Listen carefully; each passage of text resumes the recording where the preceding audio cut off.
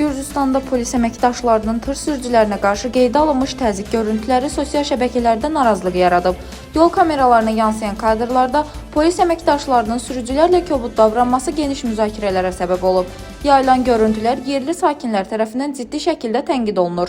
Sosial şəbəkələrdə paylaşılan şərhlərdə insanlar bildirirlər ki, əgər sürücülərin hər hansı qayda pozuntusu varsa, buna uyğun hüquqi tədbirlər görülməlidir. Lakin fiziki təzyiq və kobud münasibət yol verilməzdir. Şərhlərdə xüsusilə qonşu və dost ölkə olaraq bizə bu cür davranış niyə göstərilir? Cəza olmalıdırsa qanunla verilsin. Zorakılıq nə üçündür? Kimi fikirlər diqqət çəkir. Hadisə sosial şəbəkələrdə qısa müddətdə geniş rezonans doğurub. Dilbər Vüqarqızı, Bölgə TV. Вы думаете, в Азербайджане что ли? А? Я так не думаю.